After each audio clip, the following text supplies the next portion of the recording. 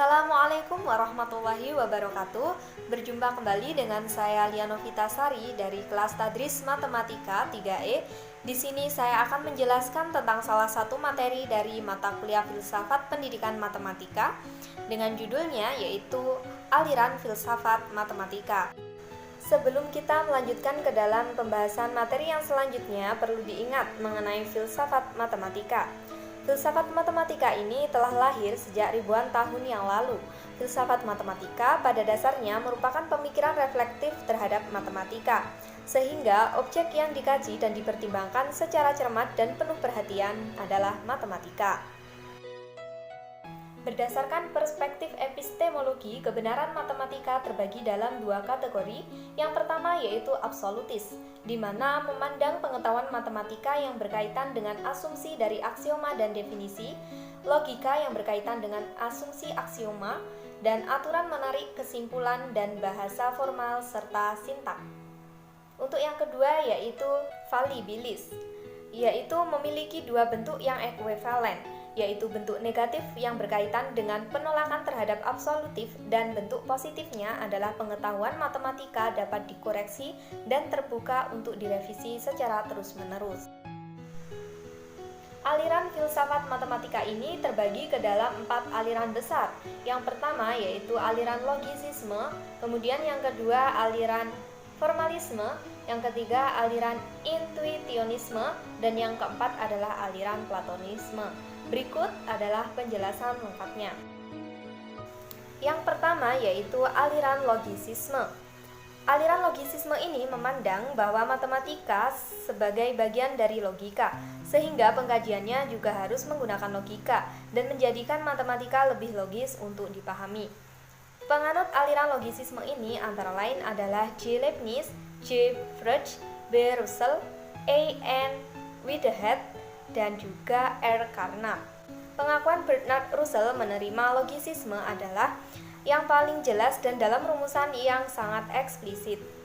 Dua pernyataan penting yang dikemukakannya yaitu yang pertama, semua konsep matematika secara mutlak dapat disederhanakan pada konsep logika.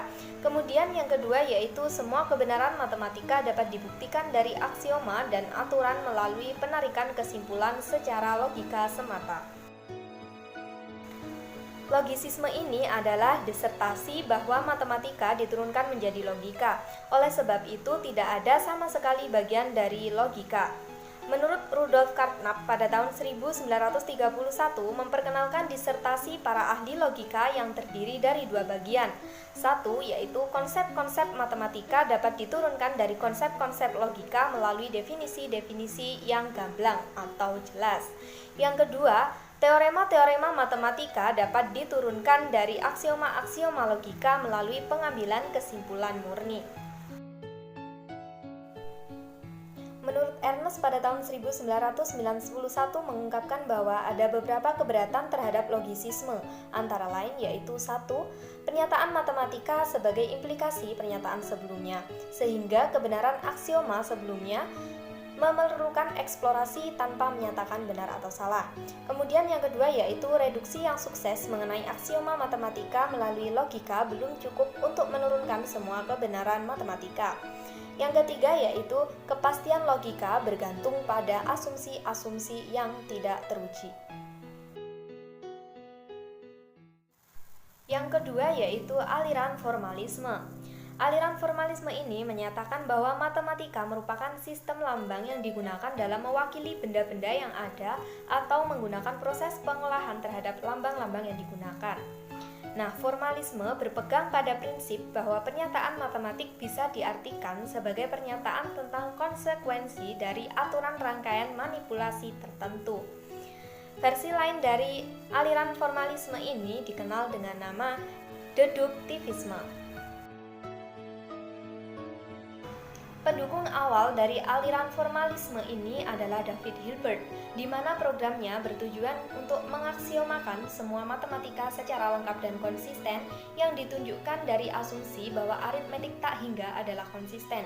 Namun pada akhirnya tujuannya tertutup oleh teorema incompleteness Gödel kedua yang mengartikan bahwa tidak mungkin aksioma membuktikan kekonsistenan sistem secara relatif, karena aksioma akan membuktikan kekonsistenan dirinya sendiri, di mana Gödel telah menunjukkan ketidakmungkinan.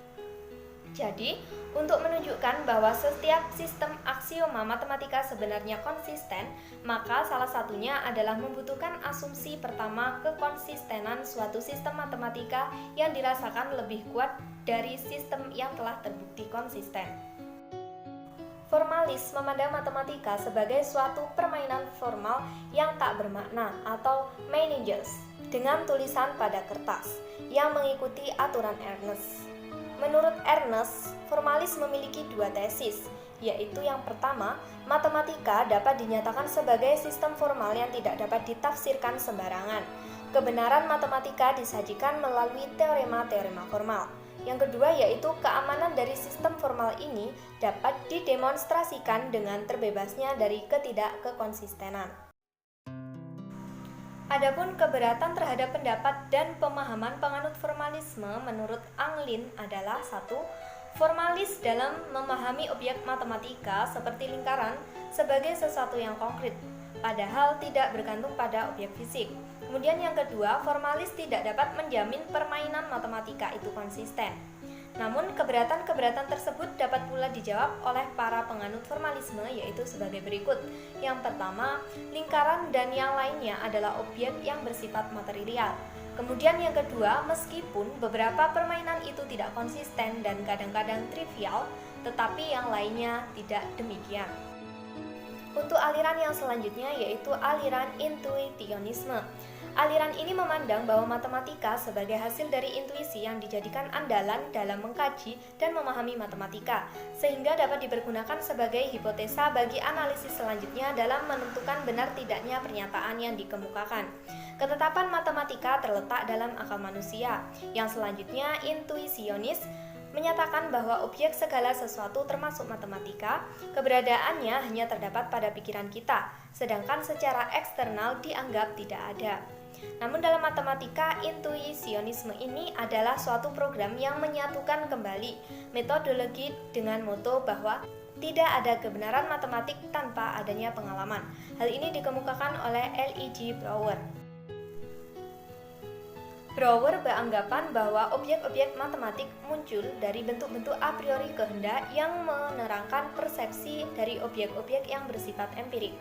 Leopold Kronecker mengatakan bahwa bilangan-bilangan asli datang dari Tuhan, sedangkan segala sesuatunya adalah kerja laki-laki.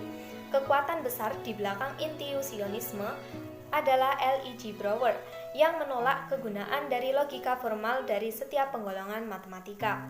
Dalam intuisionisme, batasan pengkonstruksian eksplisit tidak dengan tepat didefinisikan dan banyak menuai kritik. Ada usaha untuk menggunakan konsep Turing Machine atau fungsi yang dapat dihitung untuk mengisi kesenjangan ini.